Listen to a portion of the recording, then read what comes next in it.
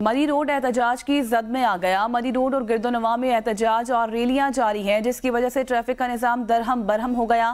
CTO ने ambulances के लिए फौरी रास्ता क्लियर रखने की हिदायत जारी कर दी। इस मुतालिक बात कर लेते हैं अनवार अब्बासी से। अनवार, बताइएगा क्या मामला है, क्यों रैलियां निकाली जा रही हैं? जी बिल्कुल, आज सुबह से ही मरी रोड रैलियों की ज़द में रहा। एक मजहबी जमात की जानब से तूफान अल-अक्सा के नाम से एक रैली निकाली गई जो इस्लामाबाद की तरफ रवाना हुई। उसकी वजह से भी आज मरी रोड बंद रहा। इसके अलावा फलस्तीनी भाइयों से ज़ाहिर यकजहती के लिए भी मुख्तलिफ मजहबी जमातों की जानब से रैलियां निकाली जा रही हैं।